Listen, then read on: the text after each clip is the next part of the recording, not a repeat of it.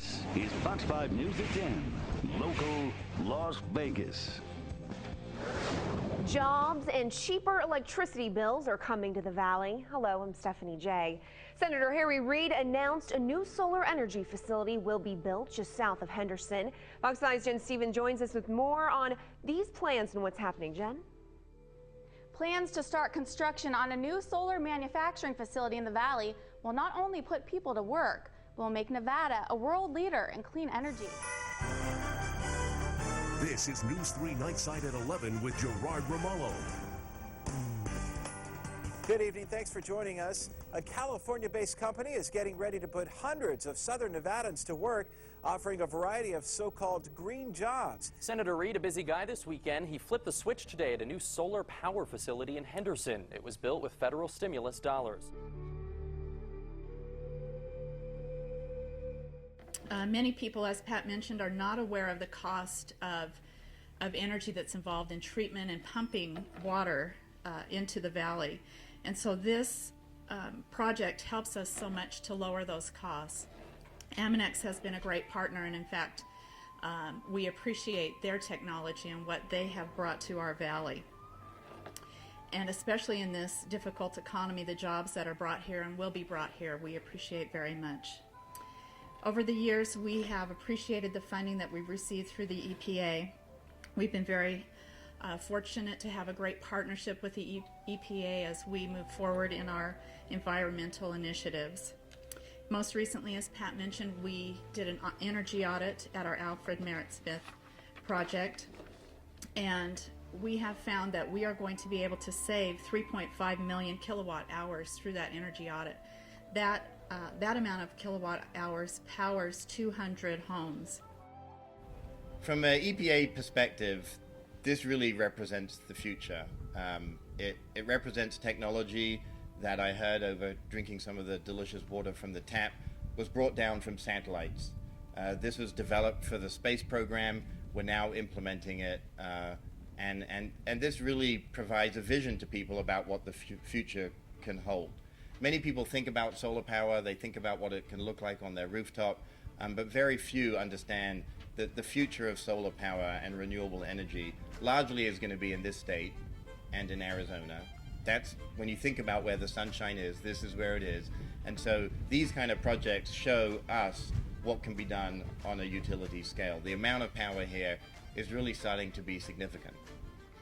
Huge amount of energy across the United States goes into moving water from one place to another and to cleaning the water at the end of the day.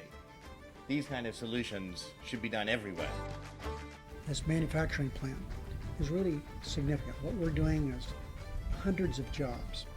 Now these people that are with this plant that's going to come here, it's here as a result of about a $9 million tax credit that was part of the Recovery Act.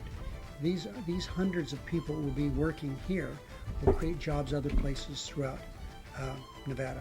We have a lot of things going with green energy in Nevada. Take a trip if you just want to glance at something that's unique.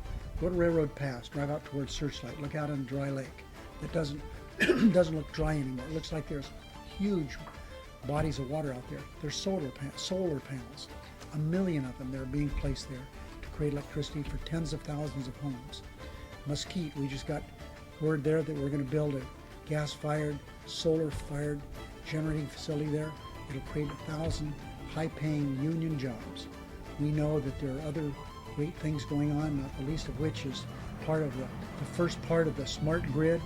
Jared, the first part of the smart grid is in Nevada, which is a power line between southern Nevada and northern Nevada, which will make energy independence for Nevada a reality in about 3 years, something we've been trying to do since we become a state. So there are all kinds of good things coming. And we know that we can't depend forever on the gambling industry and the leisure time business, although it's going to continue to thrive and do well. Mining is good.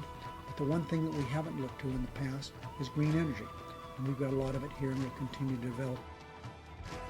Nevada will benefit from this renewable energy revolution that's starting right behind us, really first and foremost by getting clean and affordable energy.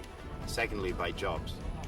Each one of these panels is going to be constructed here in Nevada by people that really need work. So in this economy where jobs are foremost, these are the kind of jobs that pay well, they're in the community, and they really support a sustainable future. So clean energy, jobs, and ultimately lower bills and less reliance on foreign oil. So it's a national security issue.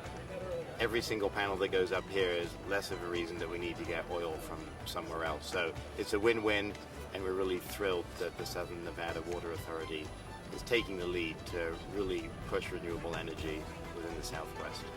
Tell us what the benefit is of having this kind of technology here at a water treatment facility or a public facility. Well, since we're at a water treatment facility, we'll start with water. These units use no water in the generation of their electricity. So that's different than other types of concentrating solar technologies, and we think the no water use is a very big deal in a desert environment. The second, it's an excellent technology for desert environments because it concentrates the light.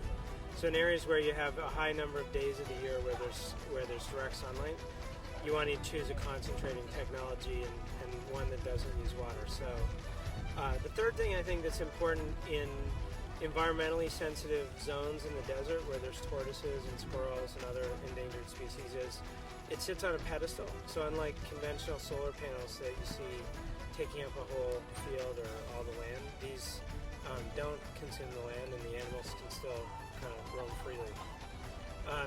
And then fourth is it's starting to be cost competitive with certain types of fossil generation. So first and foremost, it has to be cost effective, and no water usage, better, more efficient land usage. I think those are the other key benefits.